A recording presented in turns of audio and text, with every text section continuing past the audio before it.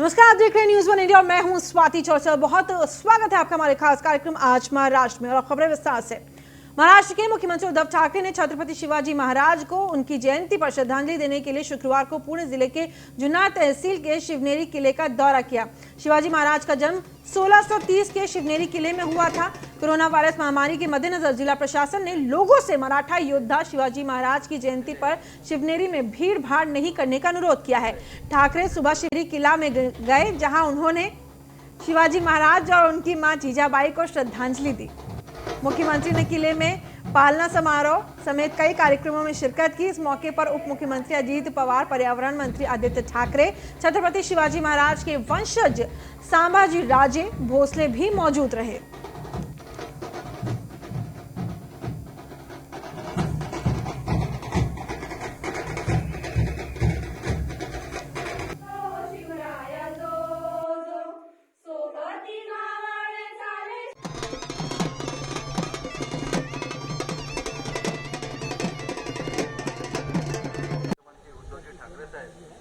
तसेच त्यांच्या समवेत आलेले सर्व मंत्री महोदय यांचं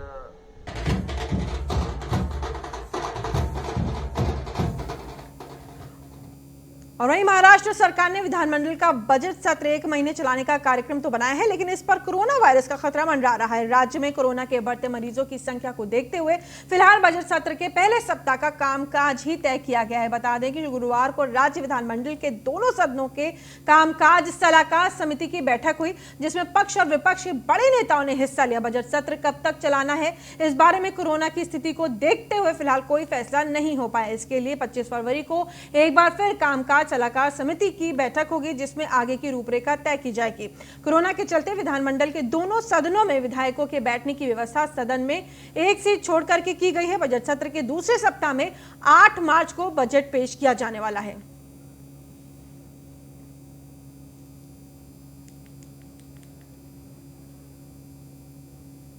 और वहीं नवी मुंबई मनपा आयुक्त और प्रशासकीय अधिकारी अभिजीत बांगर ने वर्ष 2021-22 के लिए नवी मुंबई मनपा का 4,825 करोड़ रुपए का बजट पेश किया। पिछले साल एनएमएमसी का बजट 3,850 करोड़ था और 2021-22 का बजट पिछले साल से 975 करोड़ अधिक है। इस बजट में नवी मुंबईकरों के स्वास्थ्य और शिक्षा का खास ध्यान रखा गया है।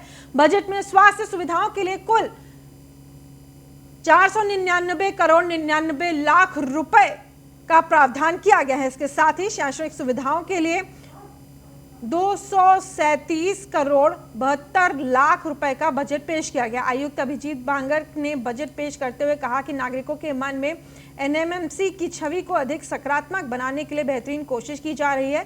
कर में कोई वृद्धि नहीं होने की बात कहकर मनपा आयुक्त ने 2020-21 आपको बता दें 2021 और 22 का कुल 4,825 करोड़ रुपए का बजट पेश किया है।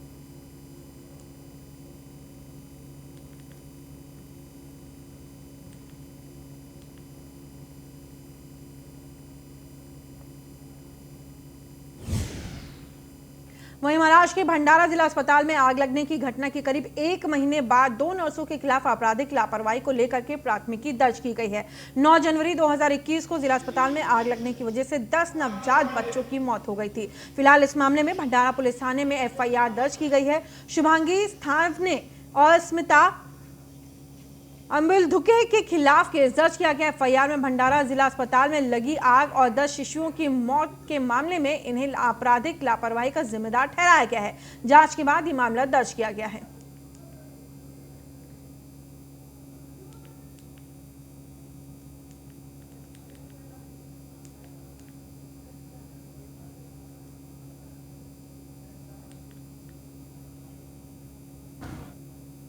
और वहीं बुल्ढाना जिले के शेगांव शहर में आवारा कुत्तों को पकड़ने के लिए प्रशासन ने मुहिम शुरू कर दी है। पिछले सप्ताह छोटे बच्चों पर आवारा कुत्तों के हमले की घटनाएं सामने आई थी, जिसको लेकर के न्यूज़ वन इंडिया ने खबर चलाई थी। उसके बाद स्थानीय नगर निगम प्रशासन ने इन आवारा कुत्तों को पकड़कर उनकी नसबंदी, सर्जरी और उनको वैक्सीनेशन करने की प्रक्रिया उनकी शुरू कर दी है। इस मुहिम के चलते शेगांव शहर में 250 कुत्तों को पकड़कर उनकी नसबंदी की गई।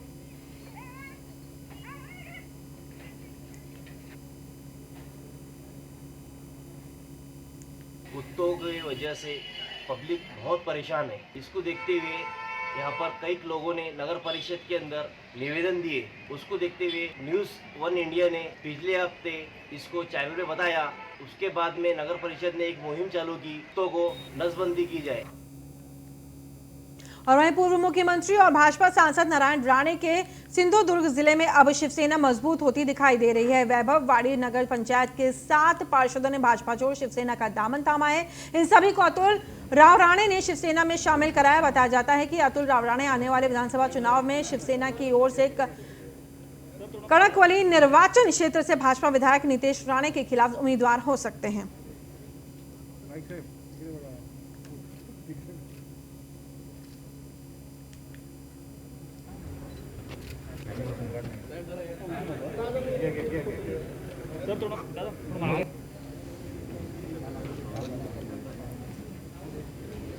माइक साहेब इकडे बघा.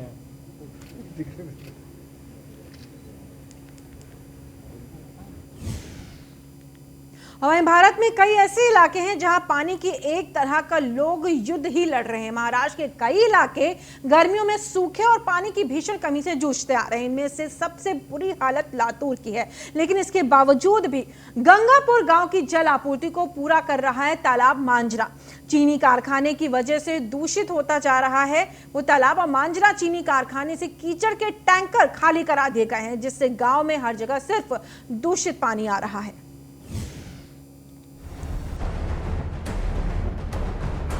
हम सभी अच्छी तरह जानते हैं कि जल ही जीवन है, फिर भी इस जल को बचाने के लिए कोई प्रयास नहीं करता।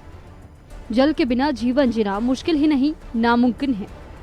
पानी की कमी के कुछ दर्दनाक मंजर हम पिछले वर्ष लातूर में देख चुके हैं।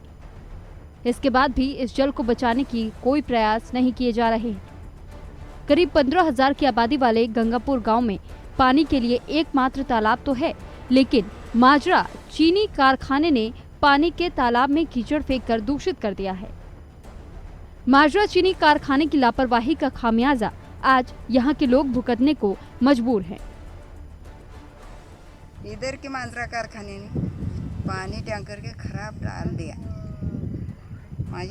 मेरी खेती खराब हो गया, मेरे बैंगन सब गिर गया, मेरे वटाना सब जलून गिर गया, मेरे मछली को बाल झड़ गया, तो मेरी सब खर गया, खराब हो गया। और हमारे गांव में घोल तालाब बोल के है, उसके अंदर मांजरा कारखाने के गाड़ी से मड़ी का दूषित एकदम पानी खराब लाके डाला है। तो हमारा पानी उस पानी से एकदम खराब हो चुका है।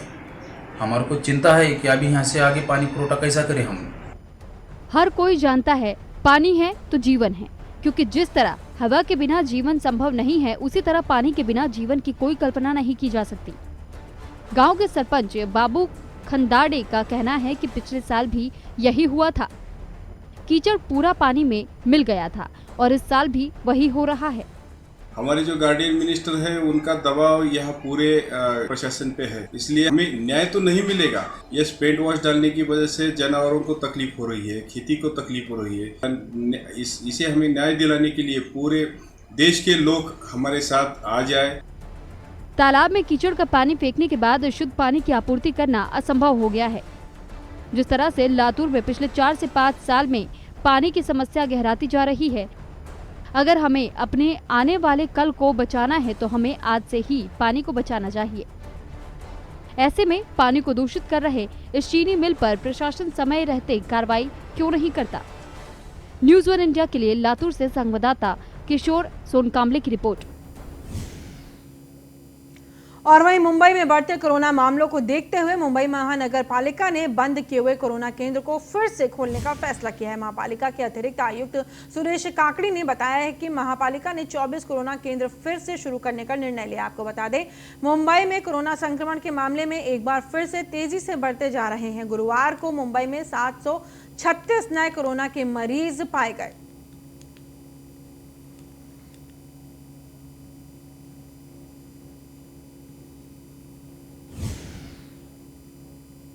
और कोरोना के चलते महाराष्ट्र सरकार ने त्योहारों के सेलिब्रेशंस पर कुछ पाबंदियां लगाई थी, लेकिन इसके बाद भी शिव जयंती के उत्सव पर लोगों ने कोरोना के नियमों का पालन नहीं किया।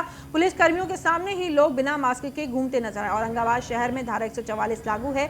शिव जयंती के एक दिन पहले ही पुलिस आयुक्त निखिल गुप्ता ने लोगों से कोरोना के नियमों का पालन करने का आह्वान किया।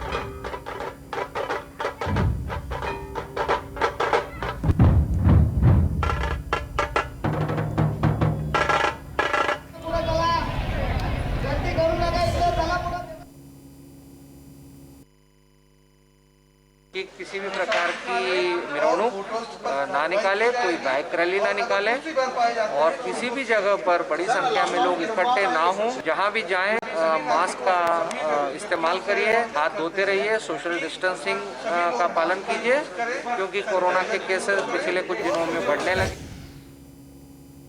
और वहीं नागपुर जिले के उमरेड शहर में घर में घुस करके बंदूक की नोक पर लूटपाट का मामला सामने आया। बुधवारी पेट में अपार्टमेंट में घुस करके लुटेरों ने बंधक बनाकर घर से 2.5 लाख रुपए के सोने के गहने लूट लिए हैं।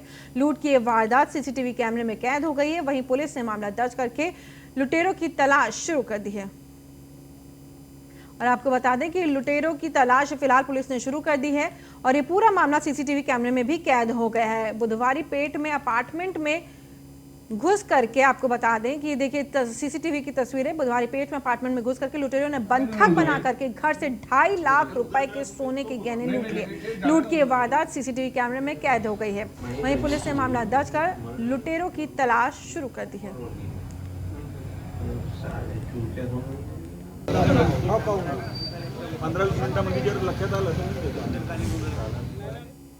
और वहीं संयुक्त किसान मोर्चा के किसान नेता राकेश टिकैत 20 फरवरी को महाराष्ट्र के यवतमाल जिले में किसान महापंचायत और एक सार्वजनिक रैली करेंगे। महाराष्ट्र कोऑर्डिनेटर संदीप गिद्दे ने बताया कि राकेश टिकैत, युद्धवीर सिंह और एसकेएम के कई अन्य नेता 20 फरवरी को यवतमाल शहर के आजाद मैदान में किसान महापंचायत और जनसभा करेंगे। टिकैत महाराष्ट्र में किसान महापंचायत की शुरुआत यवतमाल से करना चाहते हैं। आपको बता दें कि किसानों की आत्महत्या की सबसे अधिक घटनाएं यहीं से सामने आ चुकी हैं।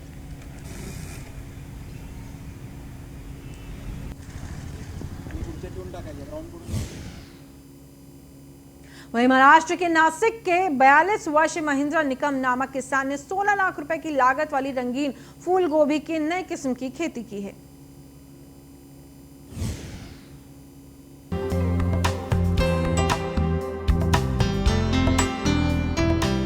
यूं तो देश में परंपरागत खेती को बल दिया जाता है, लेकिन अब टेक्नोलॉजी ने खेती को पूरी तरीके से बदल दिया है।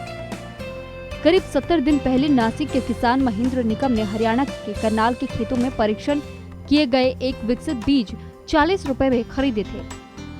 अद्वितीय बीजों को पुणे में विकसित किया गया। नासिक के मालेगांव तहसील के दाभाड़ी गांव में महेंद्र ने अपने 5 एकड़ खेत में 30 घंटों में विशेष रूप से तैयार किए गए फूलगोभी के बीज बोए थे। मात्र 70 दिन में ही 20,000 किलोग्राम बैंगनी और पीले फूलगोभी की सफल फसल हुई है। कलर होने के कारण कुछ अलग दिख रहा है, तो मार्केट में सब गौर से इसको ये कर रहे हैं, खरीदने की कोशिश कर रहे हैं। जैसे कि विटामिन ए, विटामिन बी और कैरोटीन इसमें है, तो इसको हर मेट्रो सिटी में अच्छी तरह डिमांड आ रही है। इस हाइब्रिड फूलगोभी का पोषक मूल्य बहुत अधिक है। एंथोसानियस सामग्री हाइब्रिड फूलगोभी को एंटीबैक्टीरियल और एंटी कैंसर सुरक्षा गुणवत्ता प्रदान करती है। सामान्य पारंपरिक फूलगोभी की तुलना में विटामिन ए सामग्री भी उच्च श्रेणी में है। विटामिन ए को आंखों की रोशनी, फूल से सुरक्षा और त्वचा के लिए फायदेमंद माना जाता है। मैं समझता हूँ किसान भी खुद संशोधन कर रहा है, आगे बढ़ रहा है और युवा किसानों ने इसके बारे में सोचकर आगे बढ़ना चाहिए। मार्केट में इस गोभी का या फ्लावर का जो रेट है रेगुलर गोभी से दुगने से भी ज्यादा मिल रहा है, तो मैं समझता हूँ किसानों ने ऐसा प्रयोग करना चाहिए। महेंद्र निकम ने बीज, सिंचाई, उर्वरक और खेत श्रम के लिए करीब 2 लाख रुपए खर्च किए हैं। देश के किसानों की हालत इतनी अच्छी नहीं है, फिर भी ऐसे वक्त पर कुछ अलग कर दिखाना और जोखिम का सामना करते हुए महेंद्र निकम ने सफलता प्राप्त की है। न्यूज़ 1 इंडिया के लिए संवाददाता भगवान पागरे की रिपोर्ट। महाराष्ट्र के आराध्य देव छत्रपति शिवाजी महाराज की जयंती के मौके पर एसके विजन की ओर से शिवाई गौरव गीत लॉन्च किया गया है, जो दर्शकों को काफी पसंद आ रहा है। लातूर के युवा कलाकारों द्वारा शिव जयंती के शुभ अवसर पर शिवाई नाम का गौरव गीत लॉन्च किया गया। युवा संगीतकार राजन सरवदे ने इस गीत को लिखा है और गाया है।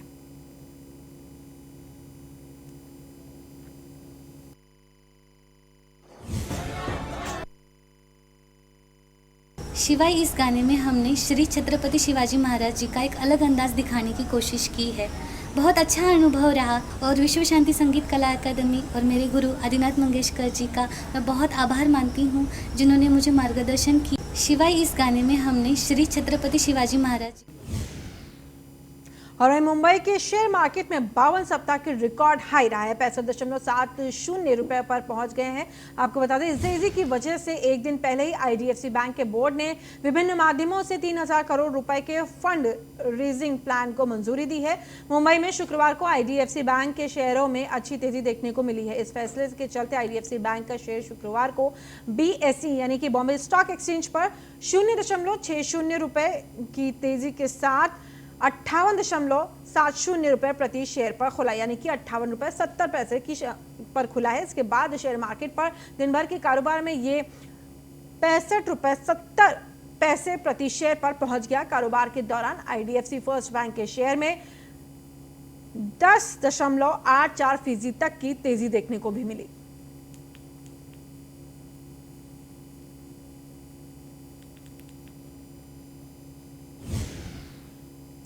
और वहीं जैकलिन फर्नांडिस इस वक्त जिस घर में रह रही हैं, उसके किराए को लेकर के सुर्खियों में वो हैं।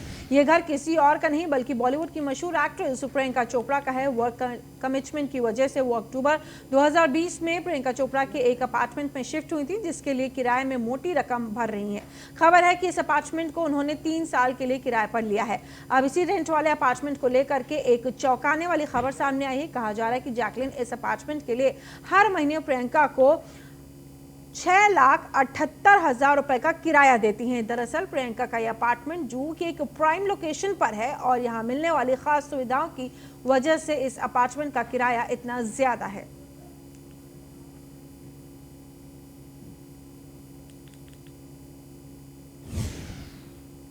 और वहीं अमरावती शहर के वेलकम पॉइंट को छत्रपति शिवाजी महाराज का नाम नहीं देने से गुस्साए मनसे कार्यकर्ताओं ने शिव जयंती के अवसर पर इस वेलकम पॉइंट का नामकरण कर दिया है। पिछले 1 महीने से अमरावती मनसे की ओर से शहर के वेलकम पॉइंट को छत्रपति शिवाजी महाराज का नाम दिए जाने की मांग महापालिका प्रशासन से की जा रही थी।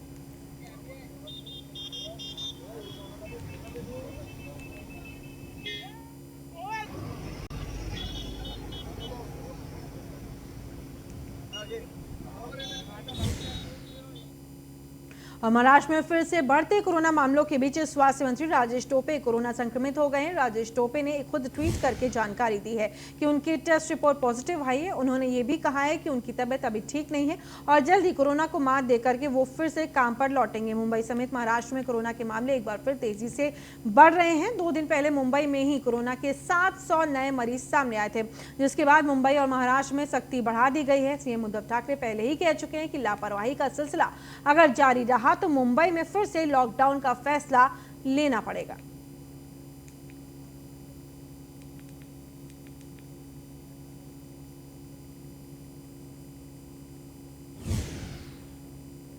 और वहीं अकोला जिले के मूर्तिजापुर शहर में प्रशासन की अनुमति के बिना कोरोना के मरीजों का इलाज करने वाले डॉक्टर के खिलाफ पुलिस ने मामला दर्ज कर लिया है। अकोला मुंबई के आरोग्य विभाग की टीम को सूचना मिली थी कि एक डॉक्टर प्रशासन की अनुमति के बिना कोरोना के मरीजों का इलाज कर रहा है, जिसके बाद टीम ने मौके पर छापा मारा। छापेमारी के दौरान डॉक्टर पुरुषोत्तम चावके कोरोना मरीजों का इलाज करते पाए गए, जिसके बाद टीम ने मूर्तिजापुर शहर के पुलिस थाने में मामला दर्ज कर लिया है।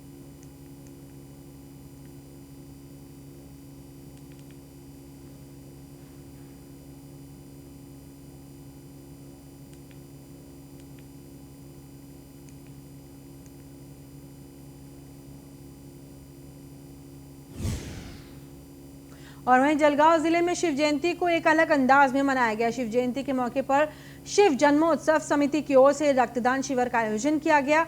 रक्तदाताओं को घोड़ों पर बिठाकर फेटा बांधकर सम्मानित किया गया। रक्तदान शिविर के बाहर शिव भक्त रक्तदान करने के लिए बड़ी संख्या में शामिल हुए।